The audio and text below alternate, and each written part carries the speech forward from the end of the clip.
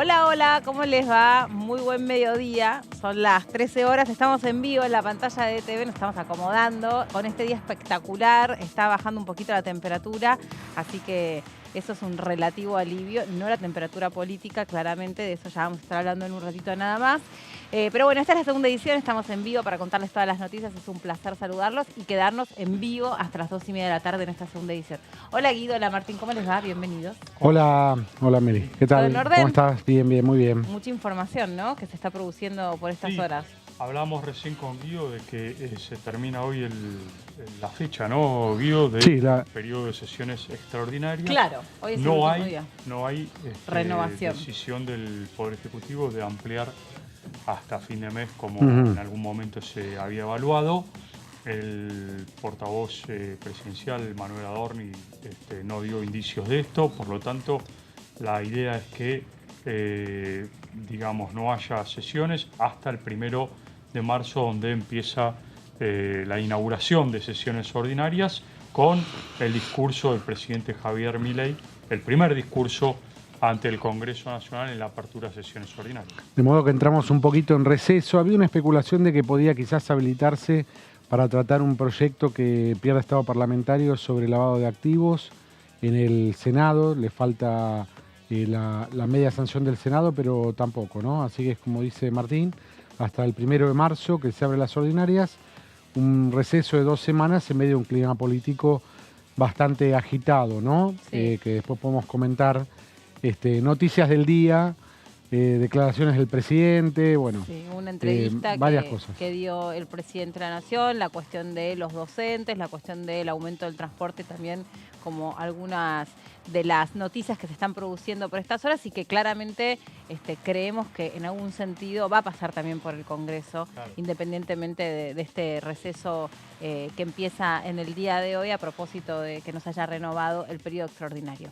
Pero hacemos, si se quiere, un paréntesis en la coyuntura, en la actualidad parlamentaria, pero tenemos que contarles que esta pantalla va a ser pionera porque va a tener por primera vez un programa que realmente ojalá se replique en la televisión entera y ojalá se replique en otros programas, en otras partes de la región. Vamos a presentarles a Arelis Pieve, ella es compañera nuestra. Ahora, Arelis, ¿cómo estás? Hola, ¿qué tal? Muy bienvenida. Gracias. Arelis es ciega, es trabajadora parlamentaria y va a ser la conductora de Incluidos. ¿De qué se trata Incluidos, Arelis?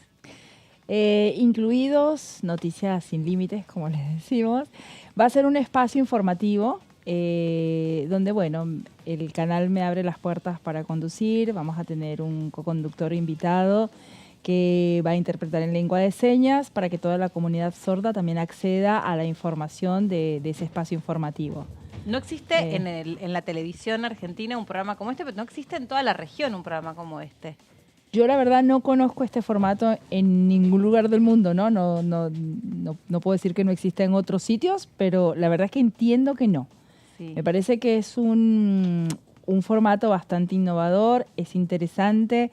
Cuando tuvimos la reunión para un poco pensar y crear este formato, le compartía al director del canal que algo que rescato mucho de esta posibilidad es que tanto en mi caso como en el caso de Alejandro, que va a ser el intérprete de lengua de señas, es Alejandro como que lo conocemos más, perdón que te interrumpa, porque Alejandro es quien, entre otro grupo extraordinario de personas, hace toda la interpretación en lengua de señas de todas las sesiones. Claro. Así que es más famoso que vos, Arelis, sí, pero bueno, no quiero generar problemas de cartel. No, méritos a quien los tiene. Méritos a quien los tiene, pero lo que sobre todo es eso, decía, es como que vamos a ser nosotros mismos, ¿no? Sí. Cada quien con su impronta, cada quien con su estilo, aportando a este espacio que está creando Diputados TV. ¿Y vos trabajás en el Congreso hace cuántos años? Yo estoy en el Congreso hace 8 años. De hecho, yo comencé en este espacio de Diputados Televisión. Cuando yo ingreso es porque había una búsqueda de una estenotipista. Estenotipista es la persona que subtitula en tiempo real lo que está en la información en pantalla. Bueno, fue todo un procedimiento para conseguir la máquina, porque es un sistema que requiere de mucho equipo, de mucho equipamiento.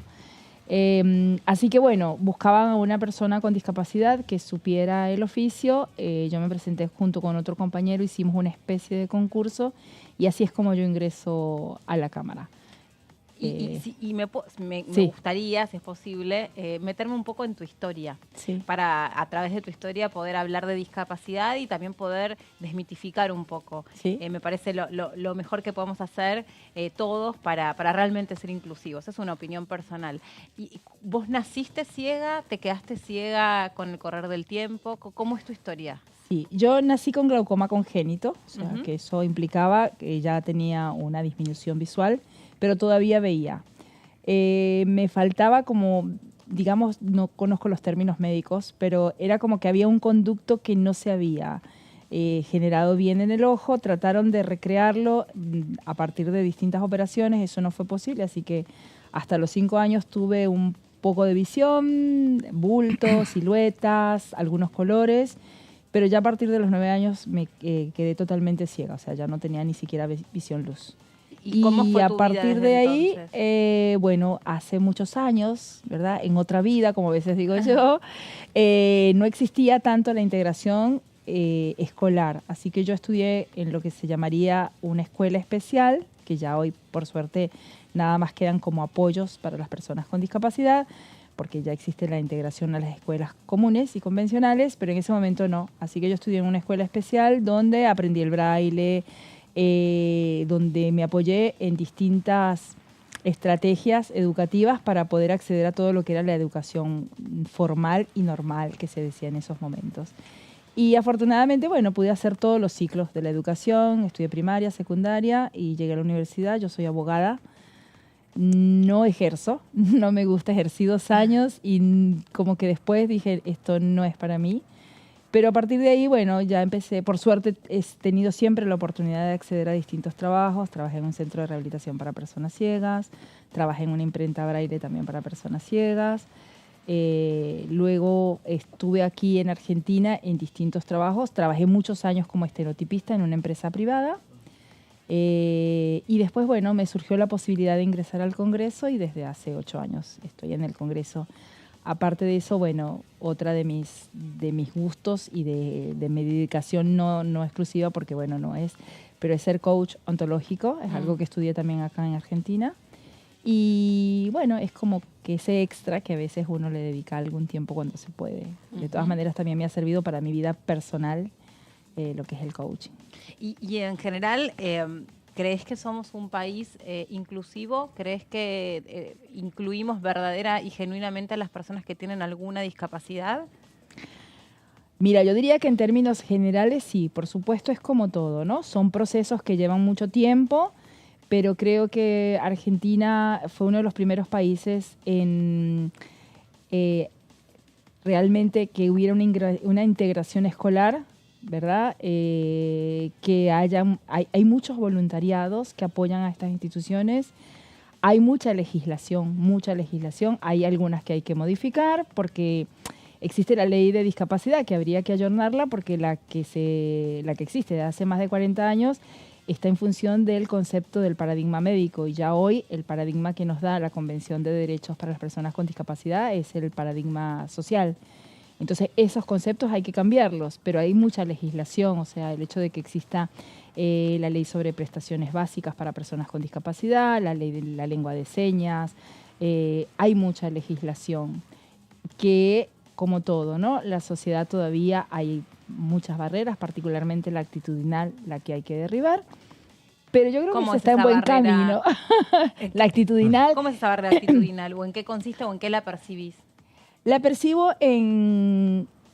Es lógico muchas veces que las personas que no comparten con la comunidad con discapacidad o que no han tenido un ejemplo cercano, de repente no entiendan cómo una persona ciega puede desplazarse sin dificultades en la calle cuando las calles están en buen estado, ¿no? Sí, claro. Entonces, a veces, ¿qué pasa? Yo voy a cruzar una calle. A lo mejor hay calles que yo me animo a cruzar solas porque no doblan los autos, porque tienen menos tránsito. Y una persona eso no lo puede entender, que ahí a lo mejor no necesito ayuda, pero para atravesar una avenida como Scalabrini Ortiz sí. Sí, obvio. Entonces, esas barreras actitudinales está en sentir que como, no sé, la persona que ve dice, yo te tengo que ayudar. Es esa, por un lado, sobreprotección, o por otro lado, a veces es sentir, cuántas veces uno va a un lugar y dice, no, yo no estoy capacitado para ayudarte, o para dejarte ingresar, o para... Entonces ahí vienen todas las conversaciones de, a ver, ¿cuál es la capacitación que necesitas? O sea que en un punto, no sé, infiero por lo que vos estás diciendo, Sí. parte de la discriminación que puede producirse, en realidad a veces es más el resultado de la ignorancia, de no Sí, saber sí. cómo tratar, o qué preguntar, o cómo asistir. Sobre todo eso, animarse a preguntar. Creo que mucho del desconocimiento que existe es por no preguntar, porque no sabes si vas a lastimar o creyendo que vas a lastimar. Porque hay que entender que, como en todo, las personas con discapacidad tenemos una diversidad que a lo mejor hay personas que les gusta, a lo mejor hay personas que no, pero es parte de que somos personas. Así como entre las personas hay gente más malhumorada y menos, Sí. entre las personas con discapacidad también. Sí, sí. Y por ejemplo, hace poco escuchaba yo un podcast que le hacían a Nahuel Penisi, Sí, al cantante que sí. también es ciego, que no nació ciego, Sí. sino que se quedó ciego también, creo que, o sí, o nació ciego, no me acuerdo ahora, tengo esa duda, ¿vos te acordás? Me parece que él sí nació ciego, pero le pasó un poco como a mí. O sea, no nació ciego del todo, O sino del que fue perdiendo la vista. Ahí va. Y, sí. Ahí va. Y entonces él decía que en la escuela primaria, sobre todo, Sí. le pasaba que, por ejemplo, él escuchaba las voces de las chicas, ¿no? Entonces, hola, hola, hola, y cuando llegaban a saludarlo, ay, hola, como que bajaban el tono, como si había que tratarlo de una manera muy especial, con un Claro. tono más suavecito porque él era ciego, o esta cosa de decirles a los ciegos no videntes, como este temor también de semántico, ¿no? De cómo referirse a la persona que tiene una discapacidad. Claro, porque sienten que al decirte ciego te están lastimando y tiene que ver un poco por cómo usamos las palabras, ¿no? O sea, a veces entre las personas que ven, ¿cuántas veces dicen, pero eres ciego, ¿no viste eso? Y creen que si me dicen a mí ciega me están lastimando y no es así, más allá de que hayan personas mayores que a lo mejor se criaron con el término de no vidente y no les gusta que les digan ciego. Eso puede pasar también. Por eso digo que son procesos que llevan mucho tiempo. Y es esta interacción, y son programas como estos o situaciones como estos que lo visibilicen y que uno pueda hablar de esto para que las personas también pierdan un poco el miedo a preguntar y saber que, como nos pasa a todos, ¿no? Todo puede fallar. Y el programa en sí va a hablar sobre noticias parlamentarias, ¿sobre qué va a versar incluidos? No, es noticias parlamentarias porque estamos en un espacio parlamentario y la idea es conformar un espacio de resumen de noticias que sean actuales, por eso se quiere que sea en vivo, pero que visibilice la discapacidad.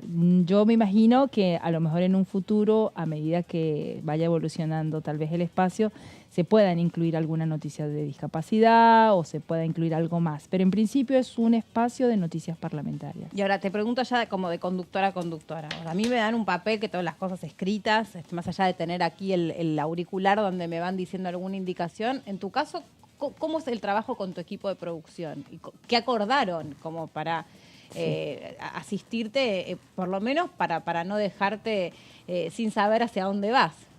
Claro, por ejemplo, va a tener obviamente un productor como todos los programas, también van a haber rutinas.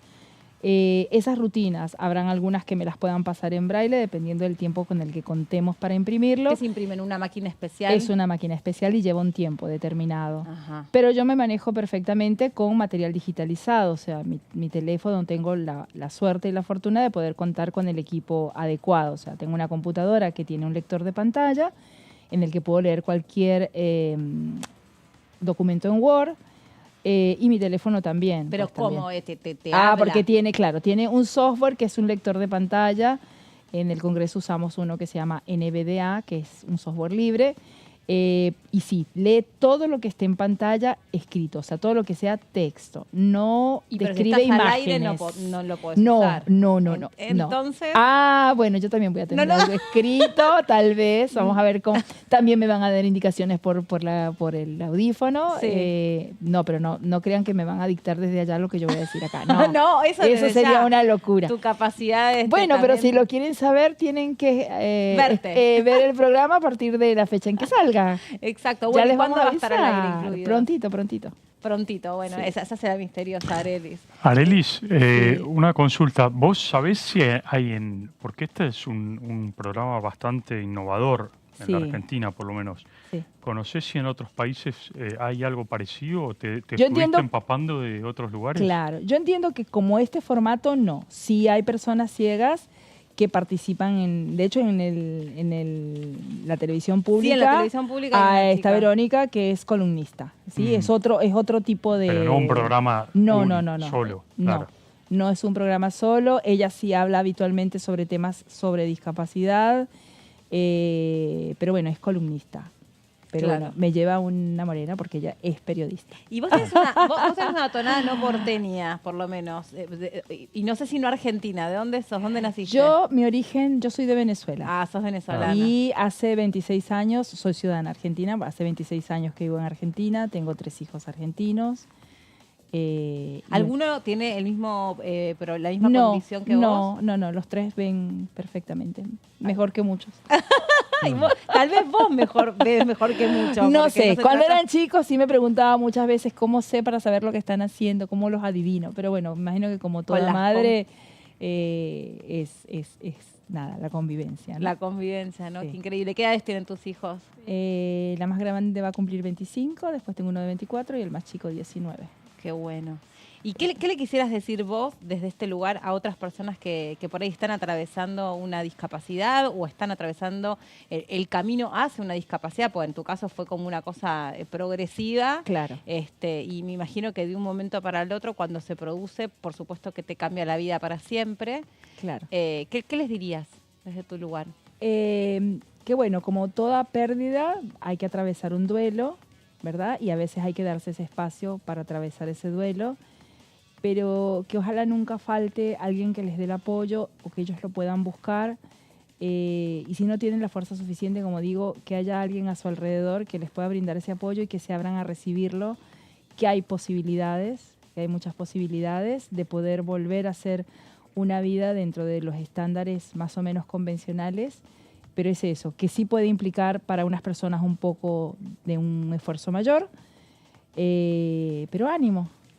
O sea, la sociedad de alguna manera está en ese camino de abrir puertas, de entender mejor lo que es la discapacidad y yo creo que como todos, o sea, personas con y sin discapacidad, cuando se busca la oportunidad aparece. Yo perdón, ahí creo que todos tenemos alguna discapacidad. En algunos casos es algo más contundente o más descriptiva esa discapacidad y en otros lados son discapacidades más vinculadas a la manera de vincularnos, a alguna característica humana, ¿no? No necesariamente es una discapacidad física, pero todos tenemos alguna. Así que me parece que ese mensaje le cabe a todos. Sí, el mensaje le cabe a todos. Lo que pasa es que yo siento que todas las personas tenemos limitaciones y dificultades porque no todos somos, pero la discapacidad tiene más que ver con las barreras. Uh-huh. Entonces esas barreras no están ni en la ceguera, ni en la sordera, ni en la movilidad reducida, sino en la interacción con el otro. Entonces, ¿qué puede pasar? Sí, una persona puede ser tímida y tener una dificultad para interactuar con otro, pero es probable que haya menos peso en la mirada del otro porque seas tímido a la mirada del otro porque seas ciego. Exacto. Entonces ese peso es lo que realmente termina siendo la barrera. Claro, pero que ese peso no debiera condicionarnos, ¿no? Es cierto. Pero bueno, estamos en camino de... Yo confío, soy una optimista un poquito inquebrantable de que cada día vamos a estar mejor.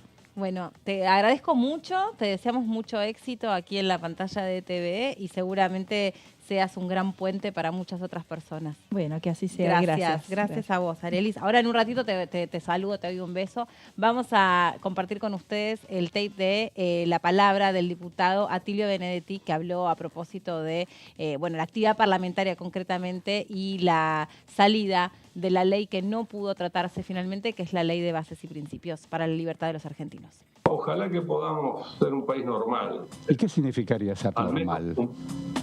Un país normal. La palabra normal a mí a veces me asusta. ¿Qué es ser normal? ¿Qué significaría? Bueno, creo que en todo caso puede tener previsibilidad. Bueno. Tener previsibilidad de reglas de juego, sobre todo a las personas que les interesa trabajar, que les interesa producir, que les interesa... Me parece, creo que tenemos que resolver. Mire, yo, más allá de estar en la lista negra de... ¿Usted? Que ha puesto el presidente. Ah, mira, usted está en la lista. Mira, yo no sabía eso. No, yo estoy en la lista, sí, realmente. Estoy en la lista.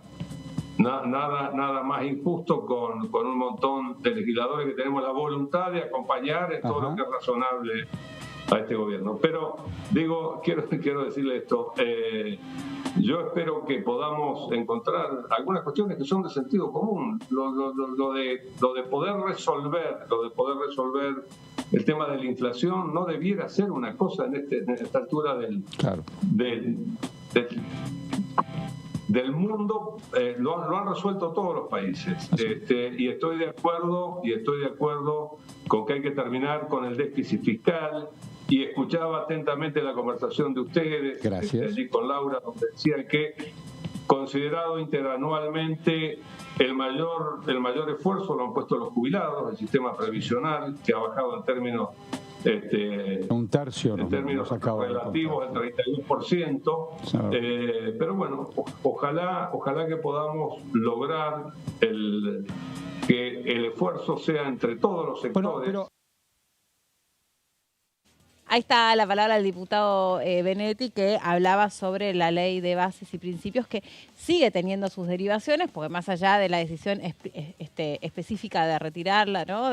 Porque el presidente Javier Milei interpretó que ya, digamos, el espíritu de por qué había sido concebida esa ley muy, muy ambiciosa por la cantidad de artículos, ya estaba perdiendo un poco el efecto, y entonces, bueno, la retira del tratamiento. Ahora el debate está puesto en qué es lo que va a pasar con la conformación o no de la comisión bicameral para darle análisis al DNU. Sí, bueno, justamente ayer el presidente de la Cámara, Martín Menem, le envió una carta al jefe del bloque de Unión por la Patria, Germán Martínez, instándolo a que le envíe los 3 nombres de los integrantes de Unión por la Patria.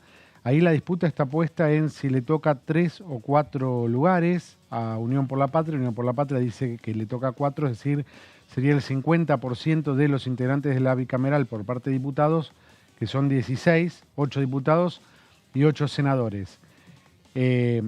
Martín Menem, de alguna manera, algunos lo llamaron un ultimátum, y dijo que si no manda los 3 nombres, él va a disponer de que queden 3 diputados, porque Unión por la Patria, en previsión de todo esto, ya mandó 4 nombres, con Germán Martínez como el último, el cuarto, sabiendo que lo podían dejar afuera. La estrategia es, si queda afuera, no quedan afuera, quedo afuera yo, ¿no? Como jefe de bancada, él se puso como cuarto. Estaría por conformarse la bicameral, claro, dado de... Y recordemos, Guido, que mientras tanto el decreto, estos 300 artículos del decreto, sigue vigente, es decir, todo lo plasmado en ese decreto sigue vigente, salvo aquellos artículos que han sido cuestionados judicialmente.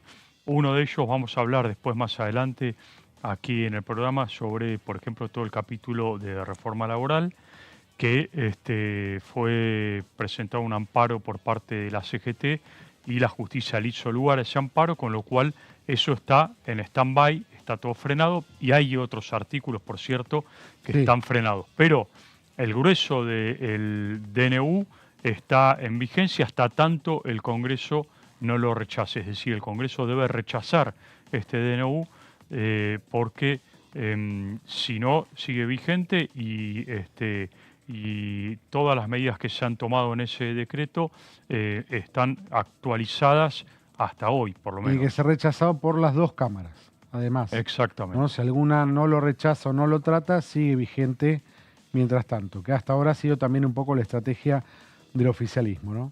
Sí, al mismo tiempo otra de las noticias hoy tenía que ver con la presentación que se hace también frente a la justicia por parte del espacio político de la UCR con Rodrigo de Loredo a la cabeza. Bueno, un poco viendo si se puede avanzar judicialmente con esto que esbozó el presidente Javier Milei respecto de la sospecha, bueno, no lo dijo en términos de sospechas, pero soltó esta expresión como que, bueno, que había algunos diputados que aparecían como dialoguistas o como colaboradores del gobierno, pero que después, último momento, iban cambiando sospechosamente, entre comillas, su postura, ¿no? Hay que ver cómo avanza esto también, esta denuncia que hace la UCR frente a la justicia. ¿Qué forma puede tomar esto y qué impacto puede producir?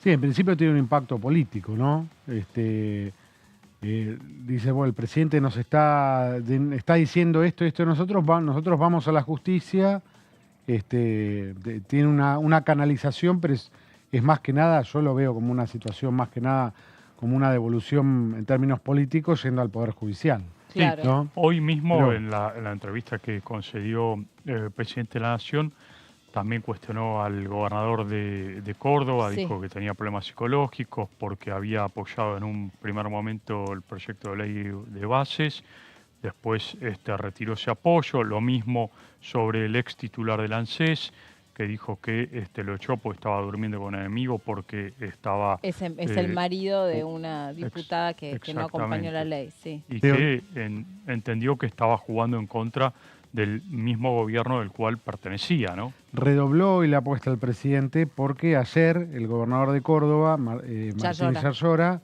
recorrió un par de canales de televisión, es decir, apareció públicamente y dijo que le tenía que pedir disculpas al presidente, así como había sido con el Papa, que se había disculpado, con él también, y hoy el presidente... Dijo que no. No fue en ese camino, justamente. No, dijo que no le ofrecía ningún tipo de disculpa. Dijo que ningún tipo de disculpas, es lo que dice Martín, que lo mandó al psicólogo. Sí.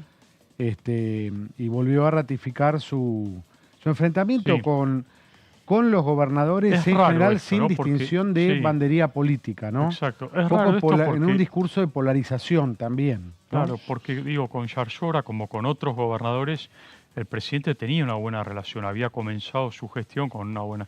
Incluso Yarlora, a diferencia de otros peronistas, se diferenció, apoyó al gobierno nacional.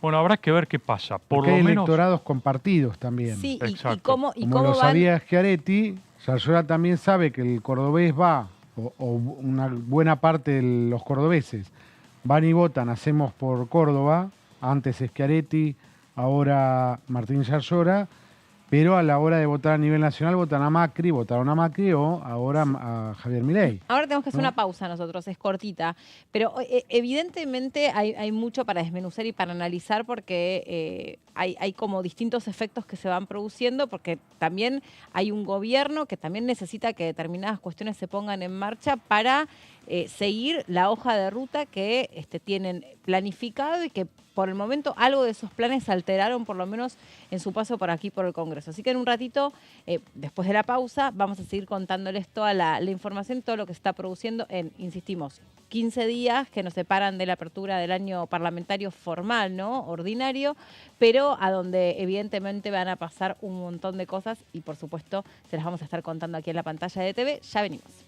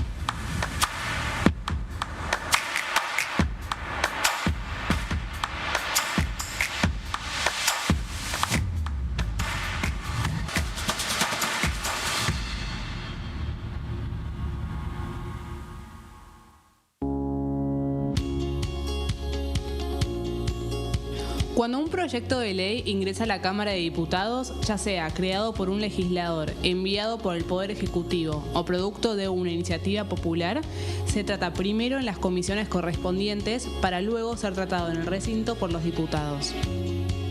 Las comisiones son el ámbito de análisis y debate sobre los proyectos de ley conformadas por legisladores de distintos bloques. Hay 23 comisiones especiales que tratan temas específicos como el atentado a la AMIA y 45 permanentes que tratan temas vigentes como educación y salud. Un diputado puede formar parte de varias comisiones. Cada comisión se compone de un presidente, un vicepresidente y de 3 a 5 secretarios. La duración de los miembros de las comisiones permanentes y especiales es de 2 años. Para que la comisión funcione debe tener quórum, es decir, un mínimo de 15 y un máximo de 31 a 49 diputados. Las autoridades son elegidas por los propios integrantes de las comisiones, que a su vez son elegidos bajo consenso por sus propios bloques. Para que un proyecto sea tratado en el recinto, debe contar con el apoyo de la mayoría de los integrantes de esa comisión. Al finalizar una reunión de comisión, se dictamina sobre la pertinencia de tratar el proyecto en el recinto. El dictamen propone una resolución o decisión sobre una o varias iniciativas o proposiciones.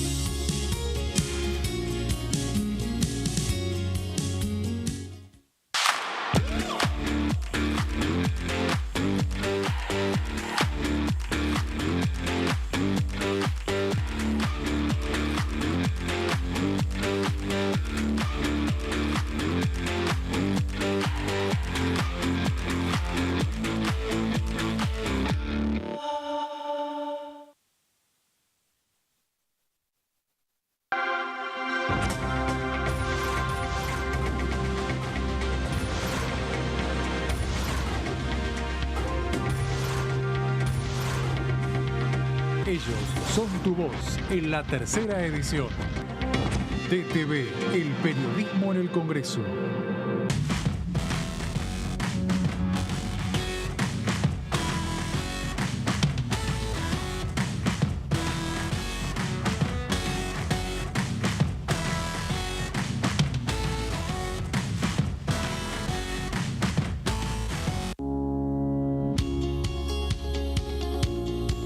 La Cámara de Diputados tiene 257 miembros. Los diputados debaten y sancionan leyes que rigen en todo el territorio nacional. Algunas de las más importantes son el presupuesto de gastos generales del Estado, el Código Civil, el Código Penal, la forma en que se rige el trabajo, las jubilaciones, entre tantas otras. Además, controla y hace un seguimiento de las políticas del Poder Ejecutivo a través de la visita de diferentes funcionarios o el pedido de informes, así como la posibilidad de realizar juicios políticos a los funcionarios. La duración de los mandatos de los diputados es de 4 años y pueden ser reelegidos indefinidamente. Desde el momento en que asumen y hasta el final de su mandato, no pueden ser acusados, interrogados judicialmente, ni molestados por las opiniones o discursos que imitan desempeñando su mandato. Son requisitos para ser diputado tener al menos 25 años, 4 años de ciudadanía argentina y haber nacido en la provincia por la que se postula o haber residido en ella los 2 años precedentes. Se agrupan en bloques que expresan partidos políticos o afinidad ideológica. Existen también los monobloques integrados por un solo diputado.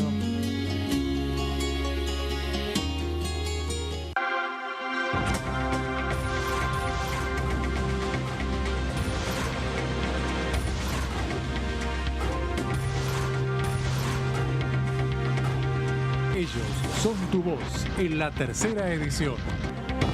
TTV, el periodismo en el Congreso.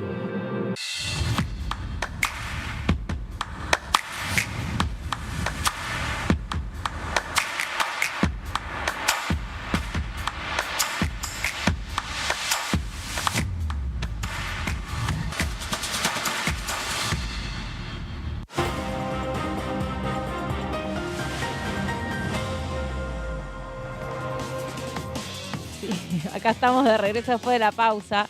Estamos haciendo un Reportes en el Recuerdo con Así es. Guido. Volver. Televisión de hoy de Casi un siempre. canal Volver, ¿no? Sí, sí, sí. Estábamos recorriendo por otros medios por los que hemos trabajado. Pero, bueno, creo que no me quedó casi alguno por no haber pasado, pero bueno. Eso está bueno también. Uno va ganando Ahí está, sí, es verdad, me queda ese lugar. Un intercambio con el director. Bueno, Guito, se termina hoy el periodo extraordinario. Se termina y el vocero Adorni... ¿Cómo lo despedimos? Dijo que no iba a haber... prolongación. Confirmó que no va a haber prolongación de las sesiones, lo comentábamos al principio del programa, que se especuló quizás que en el Senado, que falta la aprobación en el Senado para la sanción definitiva de la ley de lavado de activos, pero no, tampoco. Así las cosas, acá estamos con las placas. En efecto, este jueves 15 se termina la extensión del plazo de sesiones extraordinarias y el Congreso entra en receso 2 semanas hasta el 1 de marzo, que viene la Asamblea Legislativa, que da inicio al periodo de sesiones ordinarias con la presencia del presidente de la Nación ante la Asamblea, ¿no? ¿Cuál es el saldo de estas extraordinarias? Es un saldo negativo, ¿no? Por lo menos si se lo cuantifica, porque de los temas que presenta el Ejecutivo cuando se hacen las extraordinarias, tiene que ser siempre con un temario acotado a los temas que envía el Poder Ejecutivo para ser tratados, que enumera el Ejecutivo. No pueden ser proyectos que ingresan pedidos por diputados, por ejemplo.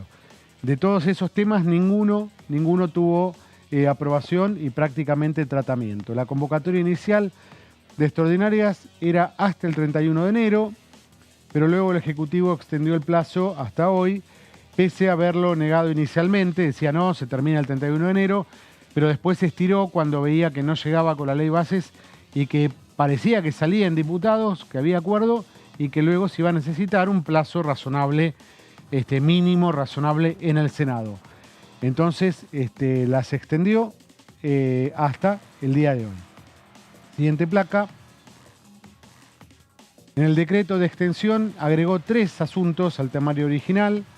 Eran unas modificaciones al Código Penal, a la Ley de Prevención de Lavado de Activos y el permiso para que tropas extranjeras ingresen al país. Esto de tropas extranjeras ingresan al país es para hacer ejercitaciones militares planificadas, programadas, ¿no? Ejercicios que se llaman combinados. Claro, porque es entrada de tropas y salida claro, de tropas. Ese ingreso y egreso de tropas es desde el 2003 que el Congreso tomó la prerrogativa de, siguiendo lo que dice la Constitución, una ley de ingreso y egreso de tropas. Y también que son para participación en ejercicios combinados. Con otros países son combinados, entre fuerzas son conjuntos. Claro, ¿no? Una diferencia. Sí, y una vez lo habíamos analizado, no me acuerdo si con vos o con Mauricio cantando, no me acuerdo, pero que estaban ya detallados, o sea, cuando vos, digamos, le das la autorización para esos entrenamientos combinados, hay como una especie de agenda donde vos ya vas diciendo, bueno... Exactamente, está toda la lista de ejercicios dentro de la ley, toda la lista. Exacto. Con quiénes el nombre del ejercicio, con qué países se realiza, incluso hasta con qué medios se participa. Claro, se planifican este tipo digamos, de ejercicios, se planifican incluso con un año de anticipación, porque pensá vos también, Meli, que tenés que prever el movimiento incluso de no solamente de tropas, es decir, de uniformados de un país a otro, sino también de equipamiento. Claro. Muchas veces se transportan aviones, helicópteros, tanques, o buques, de un país a otro. Reunirse buques en un punto determinado del Atlántico Sur para tal fecha de 10 países. Claro, entonces no podés estar hasta último momento diciéndole al país, bueno, mirá, no tienen el aval todavía para ingresar este equipamiento o esta cantidad de tropas.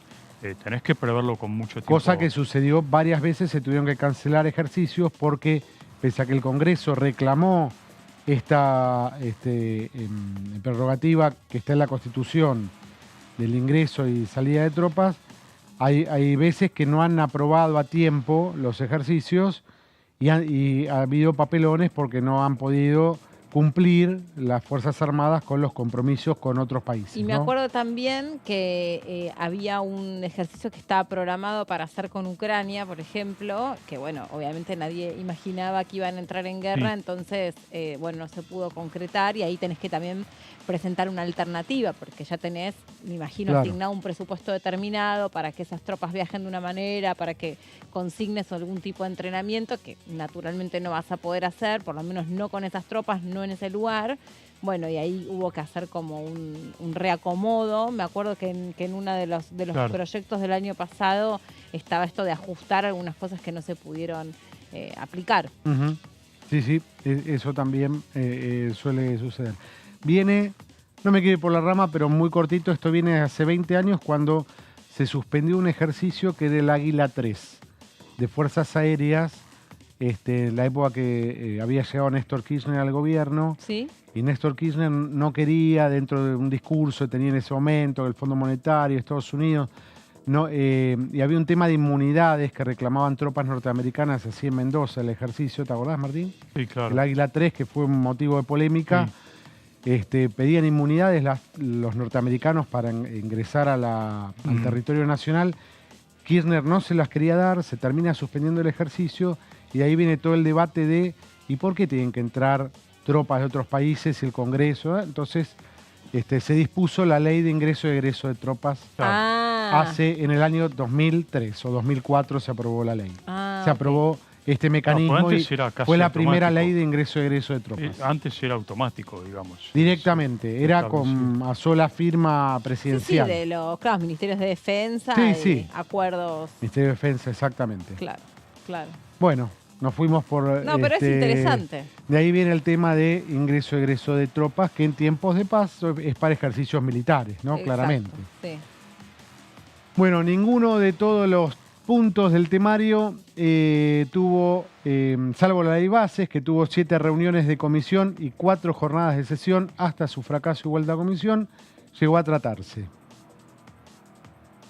En el recinto estamos hablando, ¿no? Sí, obvio. El temario inicial de fines de diciembre incluía 11 puntos, entre ellos la reversión de la quita de ganancias, que había sido aprobada durante la gestión de Sergio Massa en Economía.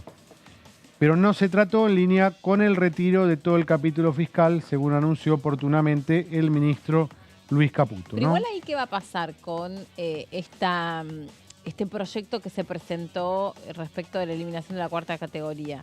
¿Le van a querer seguir dando forma a esto? Porque esto se hace para compensar otras cosas que tampoco alcanzaron a ser tratadas. Era parte del acuerdo o de un preacuerdo de conversaciones con los gobernadores. De restituirlo, y como se retira el capítulo fiscal porque no hubo acuerdo en la ley bases.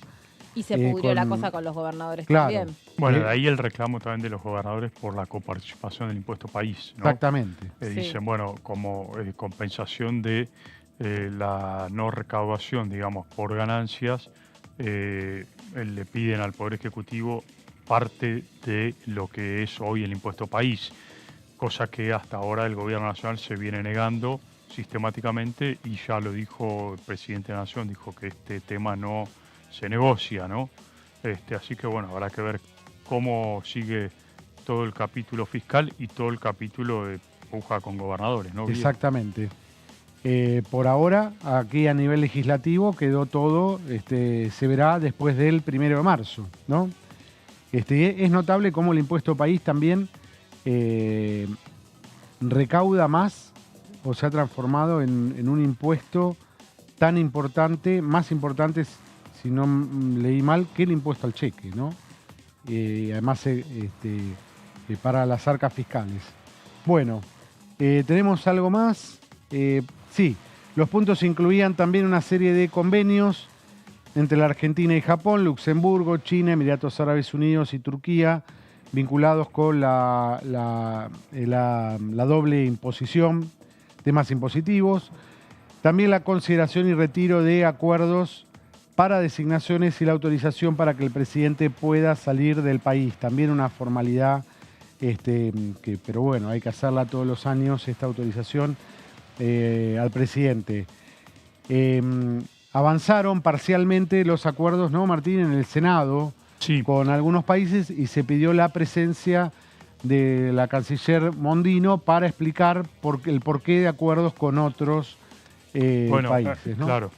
Hay acuerdos que vienen de larga data. El caso concreto de Japón, que es el que más conozco, es un acuerdo entre la Argentina y Japón que viene desde hace más de 2 años, demorado en el Congreso, que en realidad son 2 acuerdos. Uno que tiene que ver con la mal llamada doble imposición, porque en realidad es un acuerdo que lo que busca es unificar en un solo país el pago de impuestos. Es decir, vos envías productos a Japón y hoy tenés que pagar en la aduana de aquí y en la aduana de Japón. La idea de este acuerdo es que pagar en un solo lugar. Y el otro acuerdo con Japón es un acuerdo de inversiones. En Japón ya se aprobó en el Parlamento de Japón y es un reclamo que está haciendo la diplomacia nipona porque obviamente esto entorpece también el comercio. Seguro. Lo mismo ocurre con estos últimos que bien vos decís, Ido, que Luxemburgo, China y países árabes, Arabia, que son acuerdos que se cerraron en este último tiempo y que faltan ratificarse por parte del gobierno nacional, pero que tiene que ver también con este tema de doble imposición. Sí, que tuvieron algún tratamiento en comisión, en este caso en el Senado, pero no llegaron al recinto, ¿no? En territorio le abría además el juego con el tema de estos convenios, porque sé que Martín Di Natale es un especialista en el tema y lo tenía así finamente como lo explicó. En el Senado también estuvo la boleta única de papel, que no llegó al recinto. Tuvo un complejo tratamiento en comisión, donde primero le costó, pero después tuvo dictamen, pero sin tener los votos para su sanción no fue enviado. Es algo que es de práctica y de parlamentaria habitual, cuando a veces salen los proyectos de comisión, pero no tienen los votos en el recinto, entonces no se mandan al recinto. Bueno, es un tema... ¿no? Lo que todos vemos en el recinto el día de la sesión, es decir, no debería pasar como pasó con la ley Bases, que vuelve a comisión. Eso es algo que no está bien hecho en el camino, ¿no? Algo que fracasa en el camino, porque si no en el recinto ya es un guión donde las cosas puede haber algún nivel de discusión, pero tienen que caminar. Es un tema de larga data, es un tema que trató también de destrabarse aquí en el Congreso. Lo que pasa es que este tipo de temas se tratan en años no legislativos, no electorales, quiero decir, no electorales, no legislativos. Entonces, cuando se pretendió dar esta discusión, además estábamos saliendo de la pandemia, con todo lo que también eso conllevaba y por ahí la concentración sobre los sistemas de votación estaban puestos en otro lado, porque se tomaban argumentos que por ahí estaban vinculados más a lo sanitario o a la economía o a la sustentabilidad, pero que en realidad en el fondo tocaban otros intereses. Es un tema de muchísima sensibilidad, el de la boleta única, y necesitas mucho volumen para sostener un proyecto como ese, ¿no? Sí. Incluso, bueno, estaba este proyecto en el Senado que ya aprobado con una mayoría el año pasado opositora al gobierno de Alberto Fernández. Se había aprobado la boleta única de papel, pero en paralelo a este debate en el Senado, aquí se presentaba también el capítulo de reforma política electoral en la ley Bases, que también fue retirado antes de prácticamente en el comienzo, con el tema de circunscripciones uninominales, de una modificación en la cantidad de representantes de las provincias.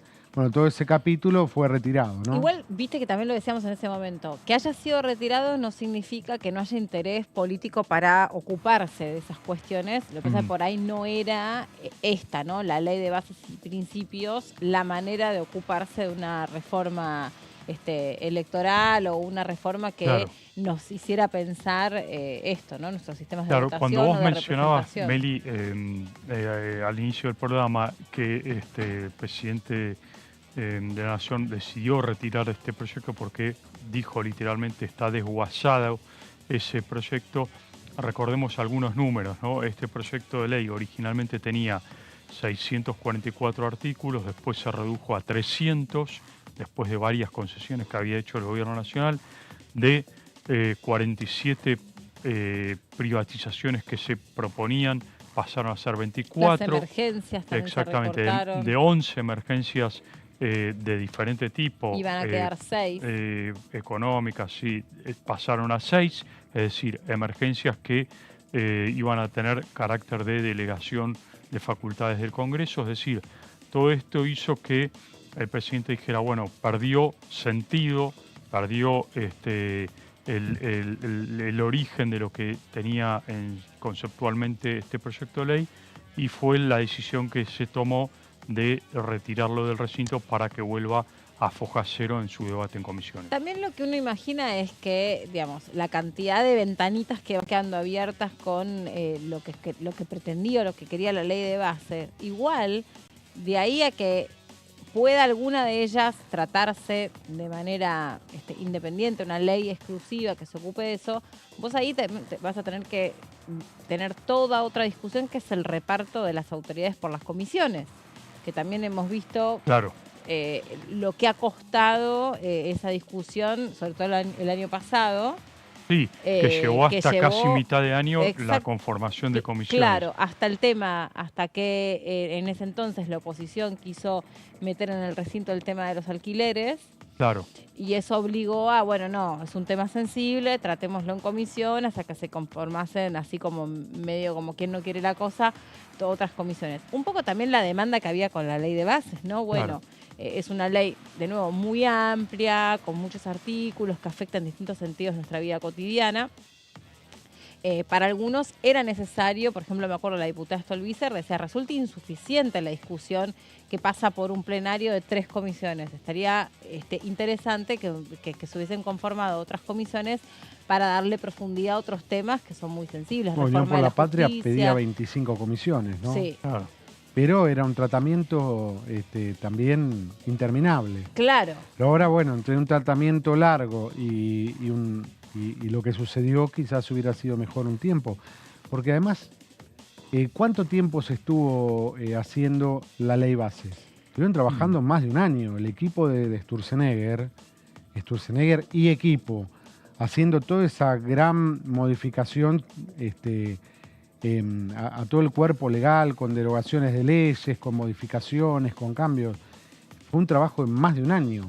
De golpe llega al Congreso y se pretende que en 20 días salga. Claro. En un tratamiento casi express es muy complicado, ¿no? Es muy complicado. Recordemos que hay... Muy complicado, yo no lo digo que está bien o mal, digo que es muy complicado convencer al legislador, porque uno ha visto leyes acá que entran, solamente una de esas leyes que están acá debatiéndose 6 meses, con un montón de aristas. Sí, por eso traía nada más ni nada menos que el tema de la ley de los alquileres, ¿no? Sí. Cuando se pretendió meter en el recinto, ¿no? Y directamente decir, bueno, che, esta ley que está es mala o es insuficiente o no ha dado buenos resultados o no ha surgido en un contexto que también para mí esa es una de las explicaciones. No vio la luz esa ley en un contexto favorable, por lo menos, porque justo la pandemia y entonces porque ahí también tuvo mucho que ver el contexto en el que salió esa ley que pretendía, bueno, revisar algunas cosas que para los inquilinos sobre todo resultaban abusivas y complicadas y que además en efecto se había convertido en una quita de opciones para alquilar. Ahora justo salió hace poquito un informe que, bueno, efectivamente hay más propiedades en alquiler, pero de nuevo, 8.000 requisitos para alquilar, precios que son imposibles, ¿no? Como... Cuando empezás a toquetear una ley y a meterte con un tema, bueno, esté la ley o no esté la ley, eso ya genera una incidencia en el mercado. Y también sos propietario, decís, bueno, claro. ¿Qué hago con esta propiedad? ¿Cómo lo ofrezco? ¿Qué hago? No sé si voy a tener ley, si no voy a tener ley, si voy a ofrecer algo y me voy a meter en un contrato que después me termine perjudicando, me guardo la propiedad. No me la puedo guardar porque necesito hacerla dinero.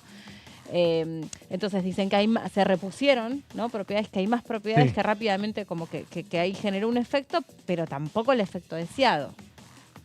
Porque bueno, recordemos es un contexto difícil. Ahora se va a retomar las sesiones ordinarias a partir del 1 de marzo. Tienen que ya estar, digamos, empezar a conformarse las comisiones, como decíamos recién. Hasta ahora entonces para hacer un repaso, hay solamente 3 comisiones conformadas: Asuntos Constitucionales, Legislación General y la Comisión de Presupuesto. No, y la cuarta, la de Relaciones Exteriores, también me parece que está Y la de conformada. Relaciones Exteriores, perdón. que conduce Iglesias. Sí, Sí. se habían hecho 3, sí, es cierto, las Relaciones Exteriores también se conformó. No se conformó todavía la de la bicameral de DNU. Y bueno, después faltan casi 40 comisiones. Claro. La Se legislación conformaron las penal. 3 para tratar la ley bases, Claro, pero Exactamente. a ese fin. Claro, por eso Y no digo, se quisieron conformar más tampoco porque para no abrir, para acotar el tratamiento, ¿no? y porque exactamente. también en un minuto acordate que la idea era que todo entrase en un mes, en un debate de un mes. Después quedó corto, Claro. se prolongó hasta el día de hoy. ¿Qué pasa sin mayoría? Es decir, esto se resolvería fácil. Tiene que haber una mayoría parlamentaria, pero Claro. nadie la tiene. Entonces nadie Entonces, se resuelve fácil. todas estas cosas que uno vea, estas apelaciones a los reglamentos, estas cosas que el año pasado también se veían, ¿no? Cuestionamientos, la bicameral el año pasado, que la presidía el camporista Marcos Clery, se terminó conformando cuando, en junio. Tuvo una reunión constitutiva y nunca se juntó la bicameral de DNU para analizar los decretos de necesidad de urgencia de Alberto Fernández. No. Nunca. No. Entonces, De hecho, no están ratificados, básicamente. Pero marcha. porque Están en está vigencia publicado porque en no el hubo están en boletín- vigencia rechazo. porque así boletín dice oficial, Claro. ¿no? Y- hasta que no sean rechazados, tienen vigencia. Claro. Salvo los impide una cautelar judicial como pasó Ahora, con parte del DNU de Milei. Una discusión chiquitita que tenía ayer con otro colega en otro lado, no se asusten, no era con ninguno de ustedes. En el No, DNU... pero son buenas las discusiones Sí, igual. completamente. En el DNU, ¿está incluido algo en relación a las privatizaciones o no? Pues yo le decía que sí y me decía que no. Sí, hay una parte que está incluida. Para mí sí, ¿no? Que es como la Ah, antesala para que sí. las empresas puedan ser privatizadas. ¿Está incluido en el DNU o no? Sí, incluso está la conformación. Dame como ganadora de la discusión. La conformación de sociedades también, ¿no? Eso. Sí. Claro, Exacto. exactamente. Es otro capítulo que hay una cautelar, ¿no? Con de con las sociedades de fútbol, la- sociedades anónimas. Y de hecho también habilitó, por ejemplo, la intervención en medios públicos, el decreto, Ujú. ¿no? La intervención para la previa, el previo paso a privatización Ujú. en Sí. medios públicos. Eso fue parte también del DNU. Exacto, Con lo para cual- mí Así también es. había una parte que está incluida, porque hay algunas cosas que están como ampliadas que estaban ampliadas en la ley base que tenían que ver Claro. con el Ujú. decreto. Pero bueno, uno se le hace una ensalada porque son dos leyes muy amplias. ¿Les parece que hagamos una nueva pausa? Bueno, Denme la Bueno. razón también. ¿cómo no? Tenés razón, Meli. Perfecto. En Como este caso, sí. corresponde. Muchas gracias. Hacemos una pausa cortita, ella venimos.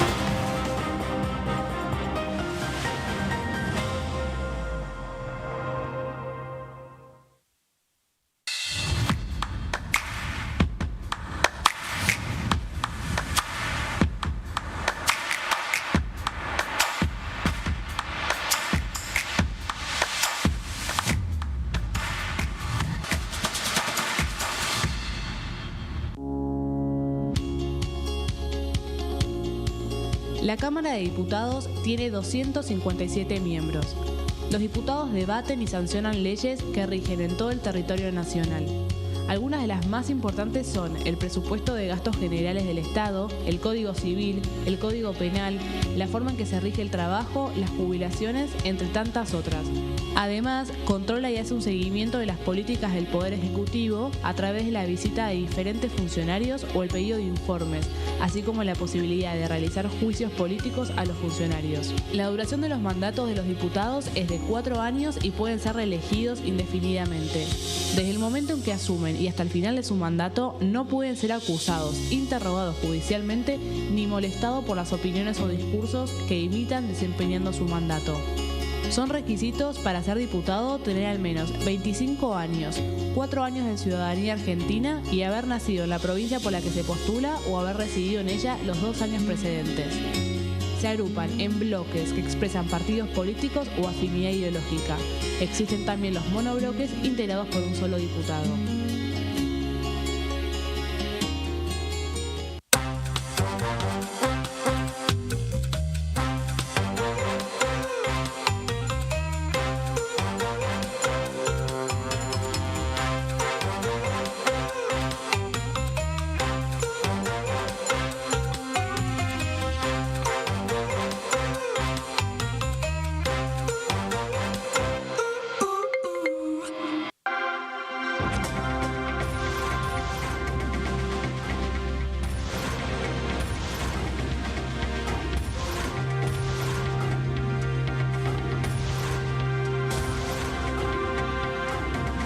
Ellos son tu voz en la segunda edición. DTV, el periodismo en el Congreso.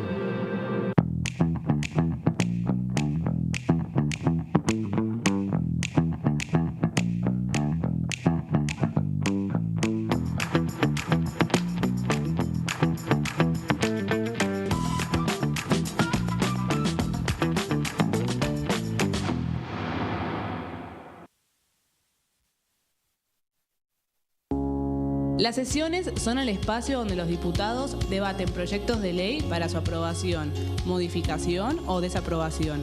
En una misma sesión se pueden tratar varios proyectos de ley. Desde el 1 de marzo, cuando el presidente las inaugura, se desarrolla el periodo de sesiones ordinarias. Entre el 1 de diciembre y el 28 de febrero se extiende el periodo de sesiones extraordinarias que solo pueden ser realizadas a pedido del presidente de la Nación. En el recinto, el bloque oficialista se dispone a la derecha del presidente de la Cámara, el bloque opositor mayoritario a la izquierda y en el centro los bloques con menos cantidad de integrantes. En el tratamiento, en general, los diputados tienen 7 minutos y los jefes de bloque entre 20 y 12 minutos conforme al número de legisladores que representen. La sesión es dirigida por el presidente de la Cámara de Diputados, que administra el uso de la palabra y las distintas instancias del funcionamiento. A la izquierda del presidente está el secretario administrativo, a la derecha el secretario parlamentario y debajo de él están los taquígrafos, que registran cada uno de los testimonios.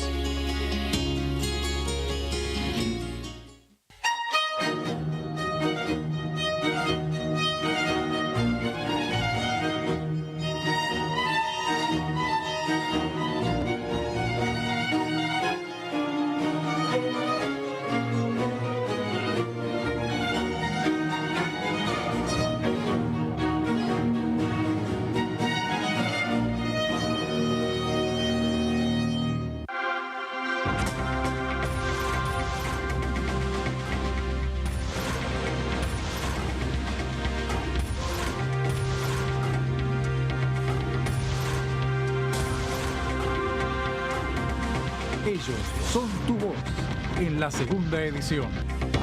DTV, el periodismo en el Congreso.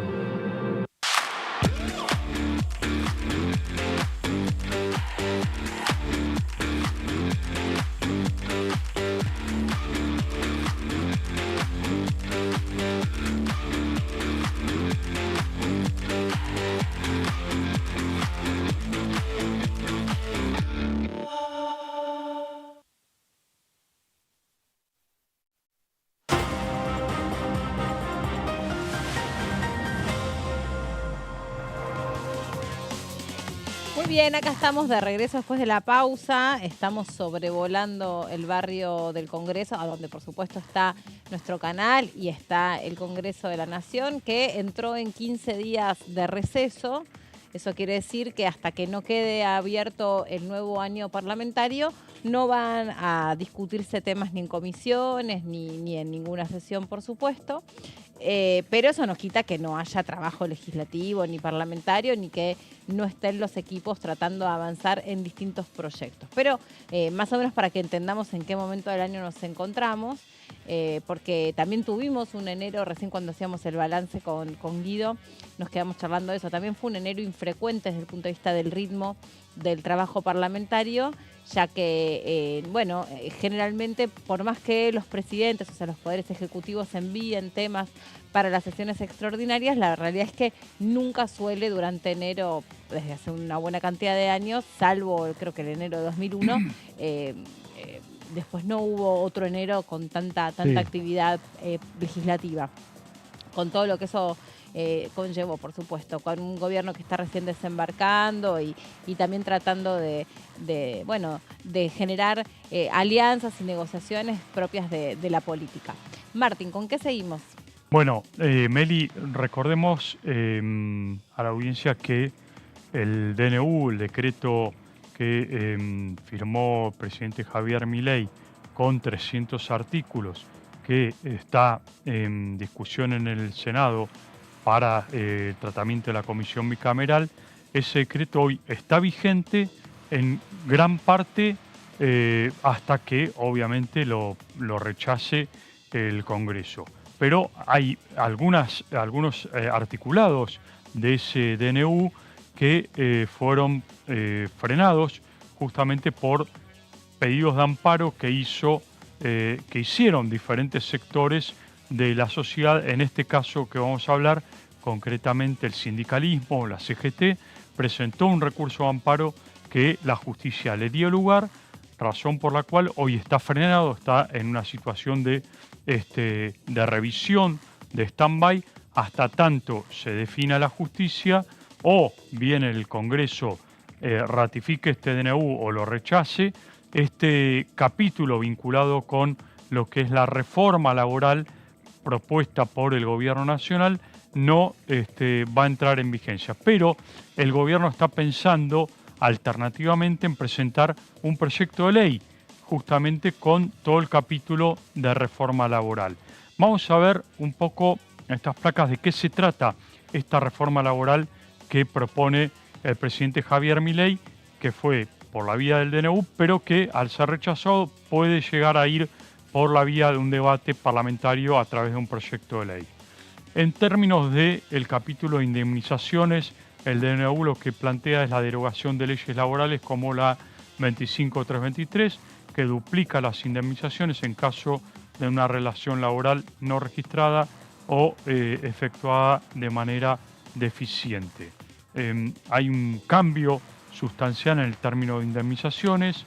Vamos a ver en la siguiente placa el periodo de prueba, es otro de los temas que estaba contemplado en este DNU, la extensión del periodo de prueba de los trabajadores, que era de 3 meses, lo que plantea que el contrato de trabajo por tiempo indeterminado se entenderá celebrado a prueba durante los primeros 8 meses, es decir, lo extiende ese periodo de prueba y es un poco también retrotraer a lo que fue en su momento la reforma laboral o un cambio laboral que se hizo durante la época de Menem, donde se amplió el periodo de prueba también y los gremios, por cierto, lo cuestionaban bastante, ¿no?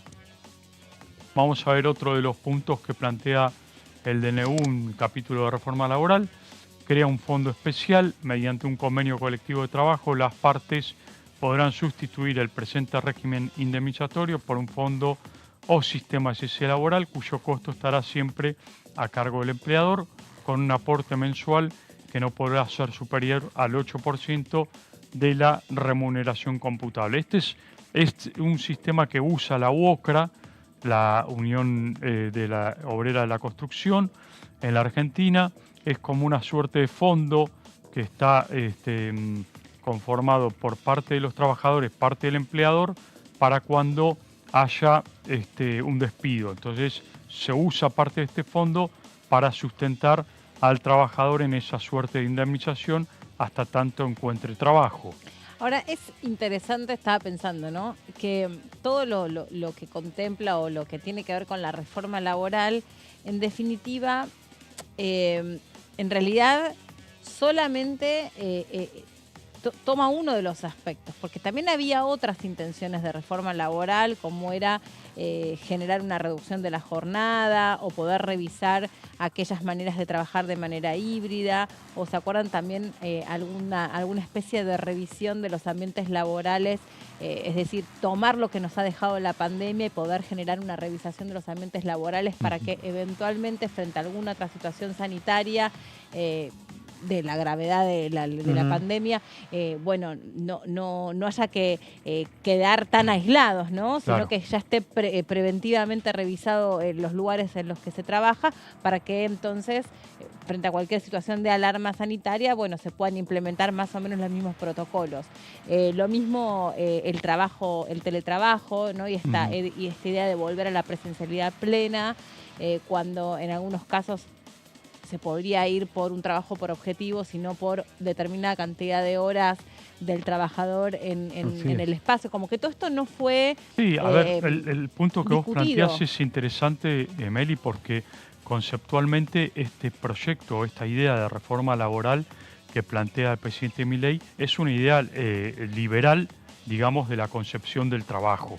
Es decir, es una reforma laboral de vertiente libertaria, si querés, Sí, porque obvio. claramente está, digamos, por un lado lo que te dice el gobierno es fomenta el trabajo, genera mayor trabajo, porque de alguna manera también beneficia en gran medida a los empresarios. Y Es sí. decir, en cierta forma lo que busca es que el empresario tenga menor carga en términos de aportes para de esa manera poder tomar más empleados. Sí. Ese es un poco el justificativo o el sentido conceptual de una reforma de carácter liberal como el que se está planteando. Indudablemente creo que para todos los espacios políticos hay algunas instituciones o algunas maneras en las que venimos acostumbrados a interactuar en las sociedades que han quedado viejas, ¿no? Han quedado viejas, porque hoy ya pensar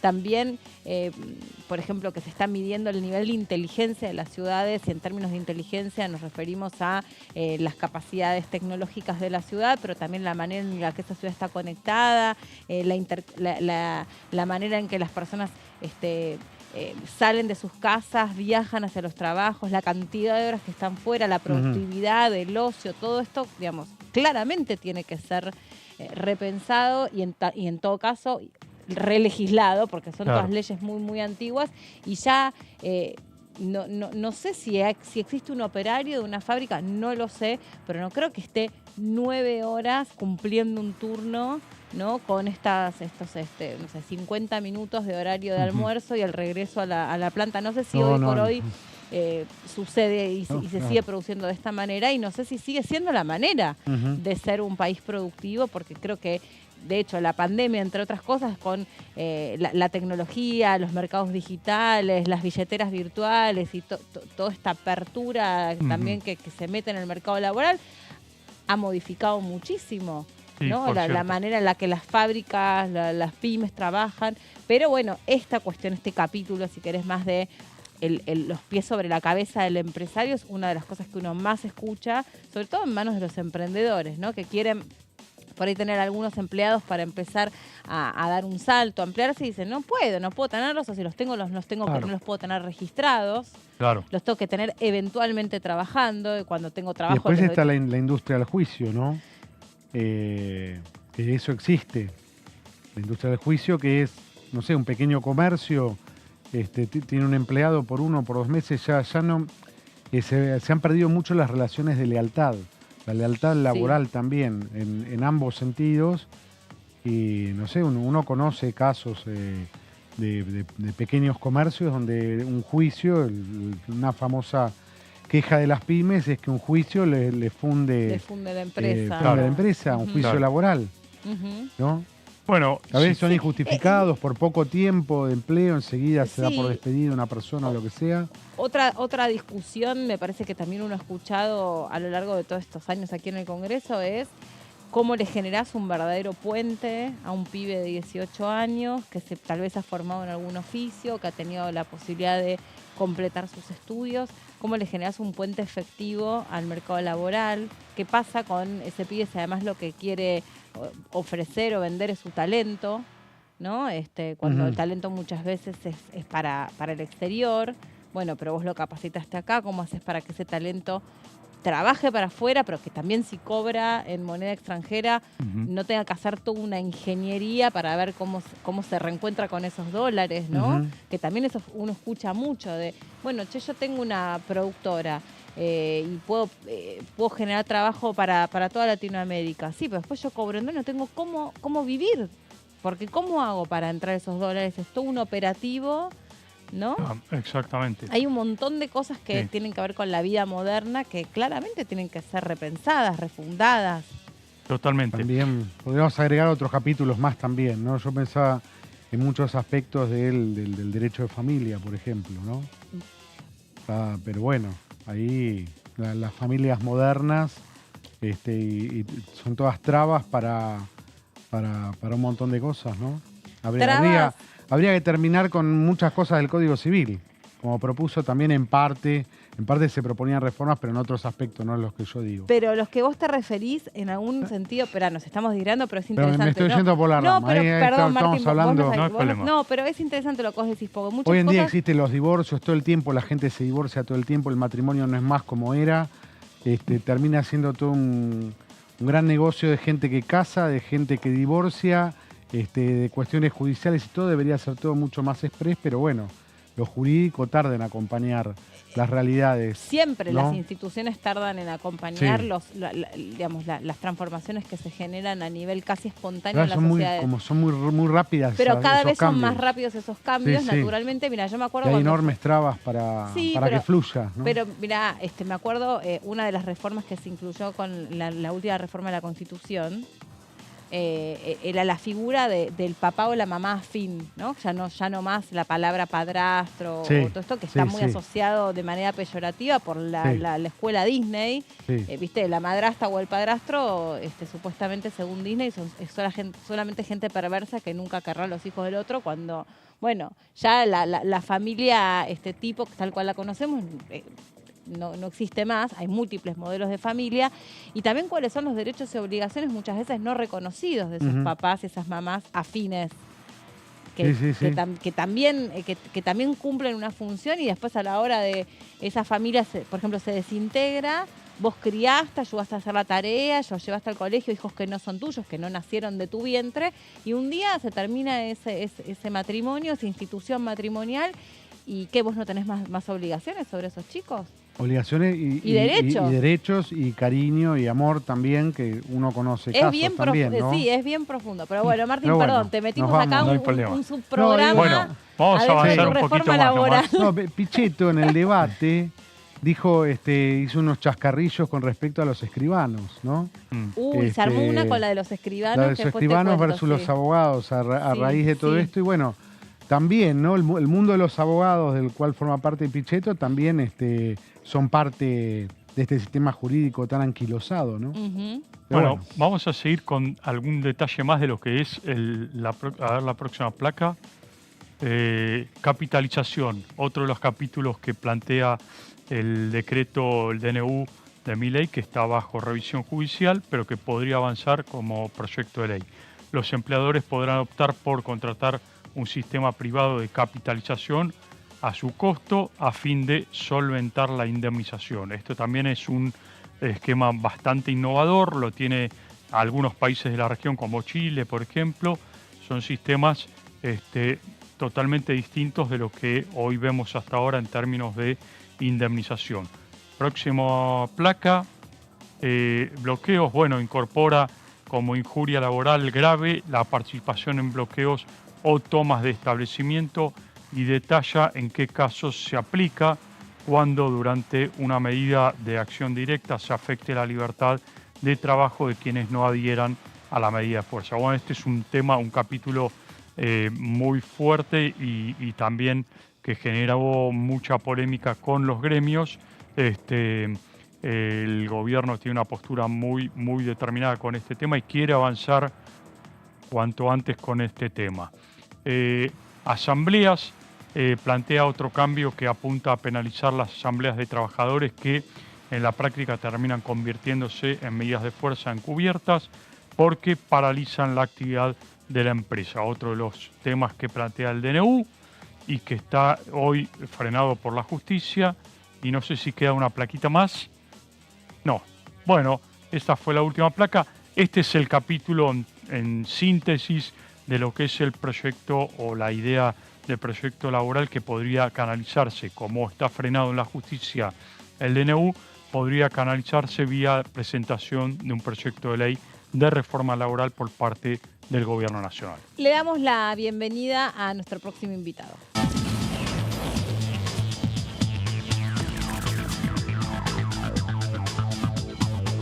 Saludamos al diputado Carlos D'Alessandro. ¿Cómo le va, diputado? ¿Cómo anda? Bien, bien, muy bien. Acá en San Luis, disfrutando de un lindo día. Ah, qué bueno, qué bueno. Diputado, a ver, ¿qué balance hacen ustedes de estos días que ahora nos van a separar de la apertura del año parlamentario con lo que ha dejado la discusión por la ley de bases y puntos de partida para la libertad de los argentinos? ¿En qué situación está la libertad avanza y qué efecto ha causado esto que pasó en el Congreso? Bueno, la libertad avanza después de estos casi 2 meses de tratamiento, porque recordemos que trabajamos durante todo diciembre, enero y parte de febrero. Se ha visto fortalecida, sobre todo en sus lazos, ya que somos 38 diputados que nos hemos sumado a un espacio nuevo y que no nos conocíamos, por lo cual esto nos vino muy bien como para enfrentar todo el año legislativo a partir del 1 de marzo. O sea, es más, nosotros salimos enriquecidos y fortalecidos porque un grupo de 38 diputados consiguió integrarse, relacionarse y ayudar a conseguir los acuerdos para por lo menos hasta que pasamos la sesión en donde se votó la ley en general. Y bueno, y ahora seguir trabajando para ver cómo seguimos para poder obtener las leyes que necesitamos a partir del 1 de marzo. Y hay también expectativa y algunos reproches que se están haciendo respecto de la conformación de la Comisión Bicameral para el análisis del DNU. Sí. ¿Y qué información hay al respecto? Tenemos que recordar que nosotros entendemos que el 7 de diciembre, cuando hicimos la sesión preparatoria, que se eligieron los nuevos, o sea, que entramos los nuevos diputados, se eligió un sistema que es el sistema DON de bloques para conformar las comisiones que vamos a tener durante el transcurso de estos próximos 2 años. Y el sistema DON da que a Unión por la Patria le corresponden 3 diputados en las bicamerales. Ahora, había ahí una pequeña diferencia que se discutía entre el bloque Unión por la Patria y el presidente de la Cámara de Diputados, Martín Menem, porque a Unión por la Patria le daba casi 3,5 en la división del sistema DON y a Martín Menem le daba 3,4 y pico, lo cual inclinaría hacia 3 diputados que tenían que complementar o conformar la bicameral. Sí. Ahora, después que se fueron los diputados tucumanos de Unión por la Patria, no queda duda que le corresponden solamente 3 diputados en la bicameral, así que tendrían que poner los 3 diputados a disposición para por lo menos conformar la bicameral de DNU. Después veremos las otras bicamerales. Claro. Y también decíamos con mis compañeros que, bueno, hay un montón de discusiones o de puertitas que dejó abierta la ley de bases, ¿no? Que uno entiende que en algún momento del año parlamentario se intentarán retomar, pero para eso hay que conformar el resto de las comisiones, que por experiencia, con un Congreso con fuerzas repartidas de manera más pareja, si se quiere, el año pasado ya costó un montón armarlas. Uno imagina que va a ser un trabajo complejo armar las comisiones de cara a cómo está conformado el Congreso ahora. ¿Usted qué piensa? No, totalmente de acuerdo. Va a ser muy complejo porque recordemos que hay bloques que se conformaron para ganar más espacios en las comisiones.